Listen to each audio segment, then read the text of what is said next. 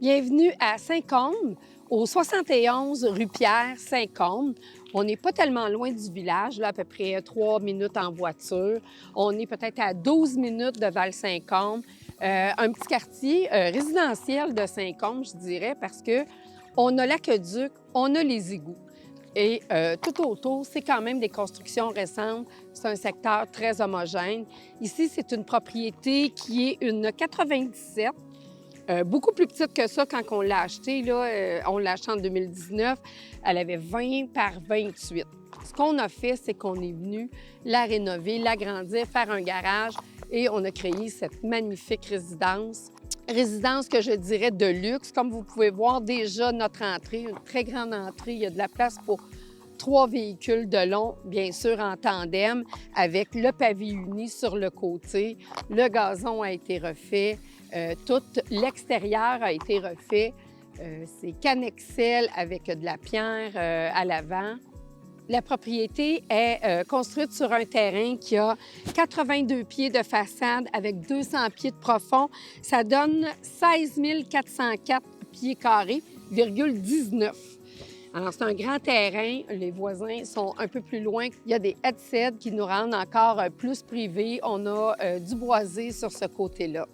Notre perron, notre balcon en béton avec des rampes en aluminium avec la nouvelle tendance, les panneaux de verre qui font vraiment moderne et aéré. Donc, on entre dans un hall d'entrée sur céramique, un grand hall d'entrée. Comme vous avez vu, les portes sont pratiquement doubles, une fenêtre pour avoir une belle lumière. On a un garde-robe d'entrée, grandeur normale. Ici, notre accès au garage. Alors souvent, on va entrer par le garage et on va pouvoir accéder à la propriété avec notre garde-robe d'entrée qui est juste à côté. Si on arrive ici, on continue, on a un corridor qui va donner sur la salle d'eau et la cuisine et notre super escalier qui nous amène à l'étage. Un super salon d'une très belle grandeur avec beaucoup de fenestration.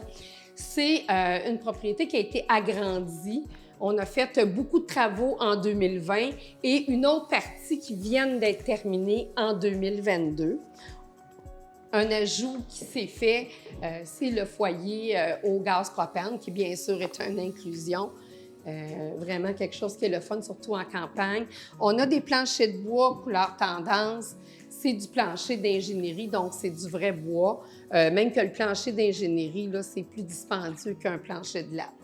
Ensuite, dans nos aires ouvertes, on arrive à la portion, le coin salle à manger, encore avec une fenêtre. Comme vous pouvez voir, c'est une grande table. Il y a de l'espace suffisamment pour être capable d'agrandir même et de recevoir plusieurs personnes. Et on s'en va. Je vais vous amener dans la véranda. Je vais garder la cuisine pour après.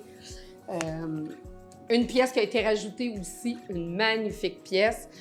Toujours sur le même plancher d'ingénierie, de bois d'ingénierie. On a, dans cette pièce-ci, c'est des convecteurs qui ont été ajoutés là, suffisamment en dessous des fenêtres. Donc, on a une porte extérieure pour aller au balcon, pour aller à la cour arrière. On fera ça à la fin. Une très grande pièce ici. Ça peut être un bureau, hein, ça peut être ce que vous voulez. Nous voici dans la cuisine. Vraiment, moi, j'ai un gros coup de cœur. Cuisine de rêve, comptoir en quartz. Et comme vous pouvez voir, là, il y en a beaucoup de comptoirs en quartz. Tout est vraiment bien pensé. On pourrait penser que les armoires ici de couleur bois sont justement des armoires de couleur bois. Non, c'est des armoires de noyer. Alors, c'est un bois qui est rare, c'est un bois qui est très dispendieux, donc c'est une qualité assez grande.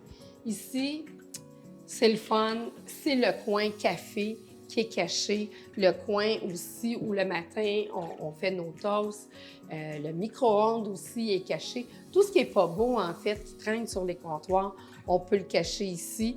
C'est à côté de notre petit comptoir lunch où on peut aller là, le matin, prendre notre petit toast, lire notre journal, pour ceux qui lisent encore le journal, puis prendre notre café.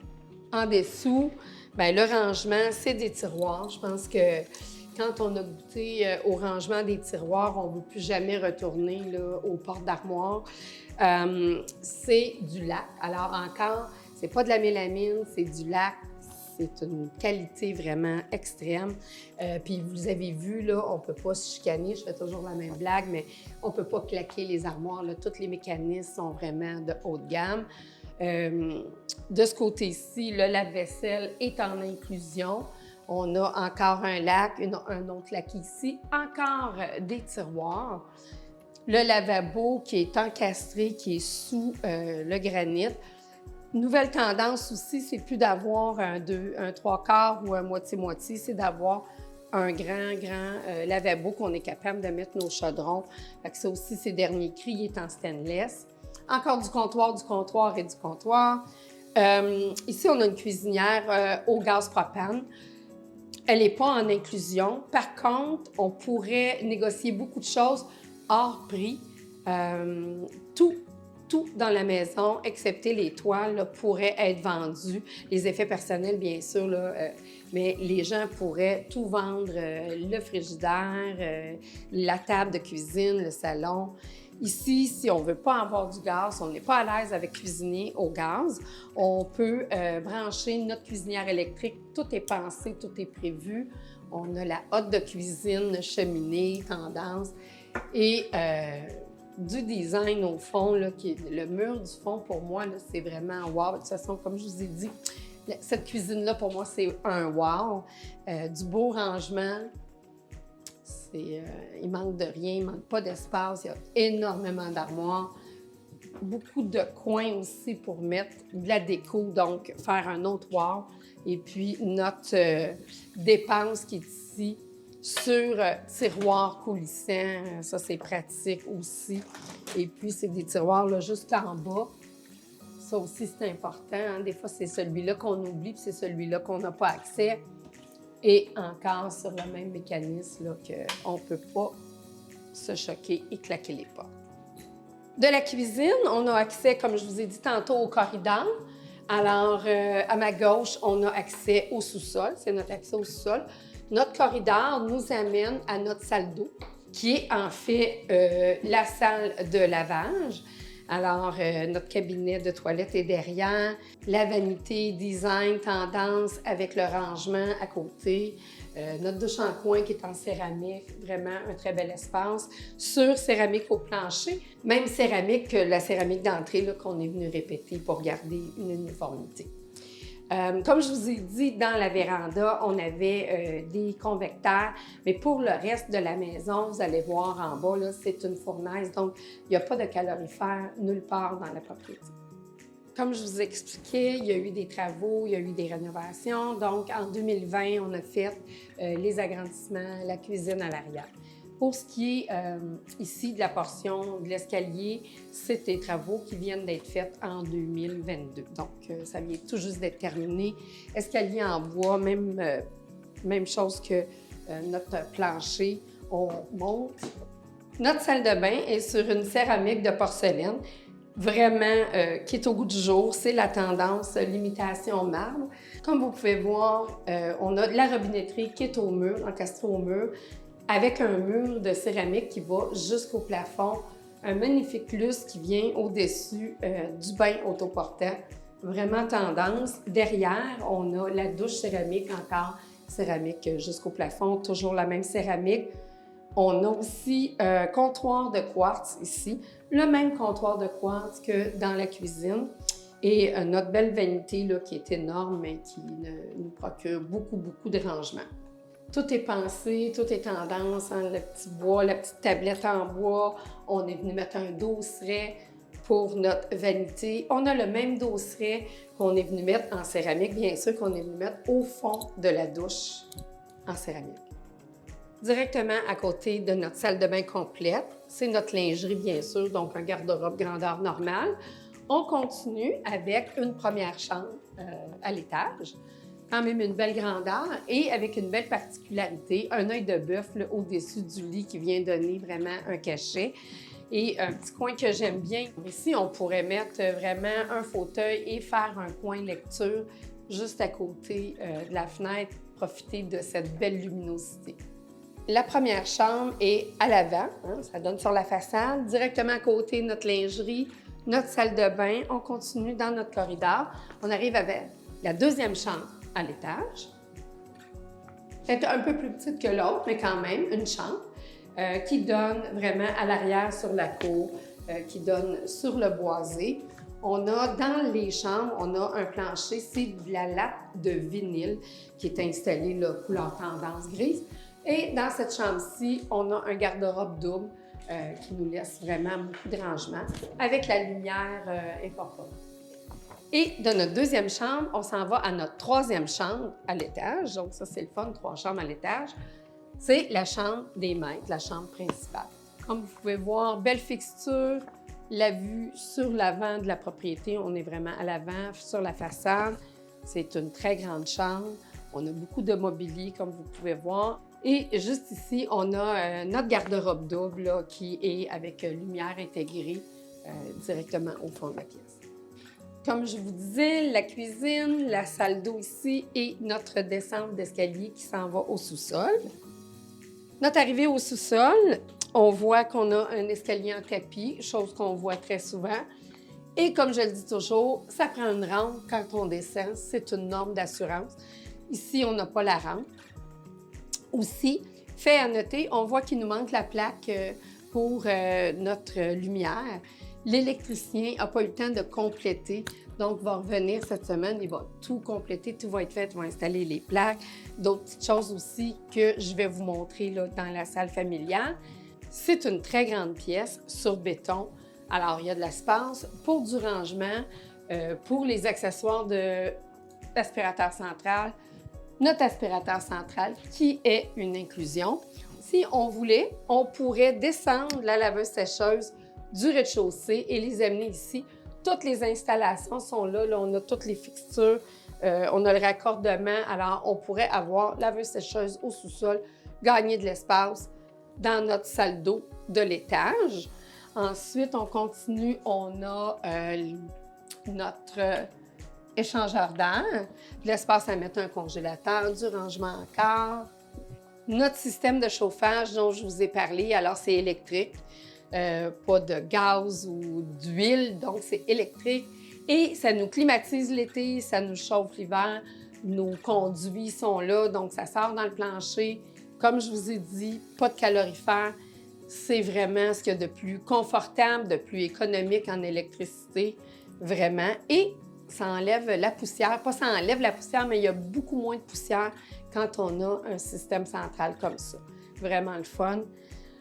Ici, on a notre puisard, où notre drain français vient se jeter, mais il n'y a absolument pas d'eau. On est assez surélevé qu'on n'en a pas besoin, on n'en a jamais eu besoin. Il n'y a même pas de sonde pompe qui est installée dans notre puisard parce qu'on n'en a pas besoin. Et dans le coin ici est notre chauffe-eau. Le chauffe-eau, c'est un 2018. Il nous manque le petit bac de rétention là, pour être conforme avec les normes. Par contre, on a un tuyau là, qui vient vraiment s'égoutter dans une trappe de plancher.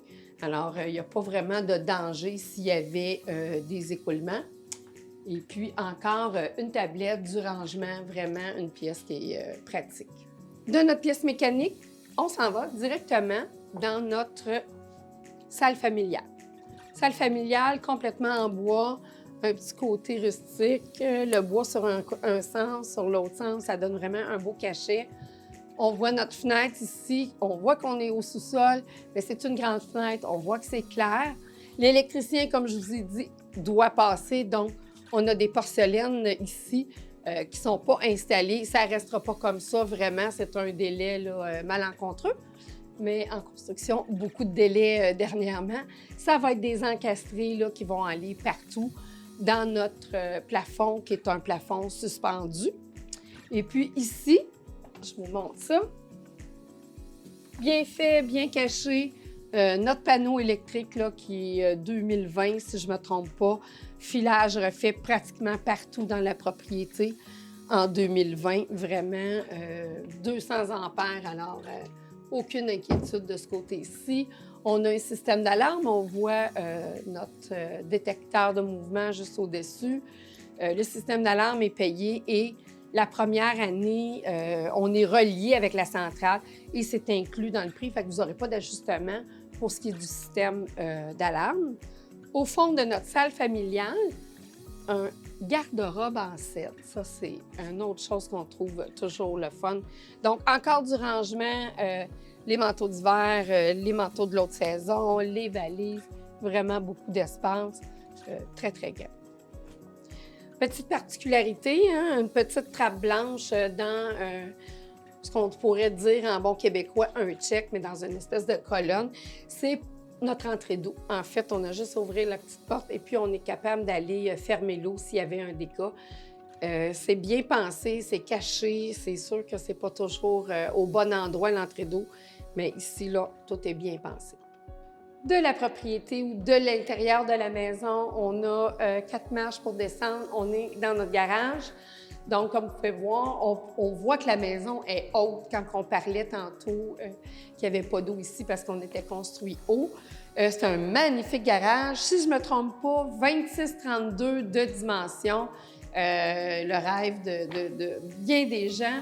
Vous voyez que l'électricité reste à faire. Et puis, nos vendeurs étaient très inquiets de l'ordre de leur garage, mais on vient de peinturer ce matin même. Puis, entre vous et moi, c'est un garage qui est très à l'ordre. Une belle porte de garage immense. Il y a de l'espace à travailler, à faire ce qu'on veut ici, une belle hauteur. On a une mezzanine au fond, elle pourrait être plus grande que ça si on avait besoin de rangement. On a une porte ici qui donne vraiment à l'arrière, sur la cour. Alors, on peut sortir sans entrer dans la maison si on veut travailler, si on veut faire des choses, si on travaille sur le terrain. Donc, notre garage est en gyps. Les joints sont tirés, la peinture est faite, il est isolé. On a un dragon au plafond. On a même un ventilateur pour faire circuler. Je vous amène ici. On a l'ouvre-porte de garage. Hein. Maintenant, si on peut installer au plafond, c'est la nouvelle façon de les installer, pratiquement silencieuse. On n'entend pratiquement pas quand on est dans la propriété. Et notre porte qui nous amène à l'extérieur. On sort du garage, on est sur du pavé uni, alors encore des matières de luxe. Et notre coin rangement pour les poubelles, la récupération, le compostage, caché par une haie de cèdre là, qui vient d'être installée, qui va grandir. Dieu sait que s'il y a quelque chose qui n'est pas joli et esthétique, c'est bien ça. Mais c'est bien fait, c'est bien pensé. À la sortie du garage, nos gouttières, on est venu ajouter nos dalles là, pour pas que l'eau coule le long de la fondation. On a notre lumière aussi là, pour l'extérieur quand on vient porter les déchets là, de soir. Et on arrive dans notre cour. Nous sommes à l'arrière, notre moteur de thermopompe, on voit la grosseur que ça a, là, que c'est un gros système. Et particularité aussi ici, on a des caméras qui sont situées, on en a 3 à l'extérieur et une dans le garage avec aussi, mon Dieu, je ne sais jamais comment ça s'appelle, ces lumières-là, mais qui s'allument avec les mouvements. Là, il y a un nom particulier que je trouverai pour la prochaine fois. La propriété est recouverte de Canexel tout le tour sur les 4 côtés, donc aucun vinyle.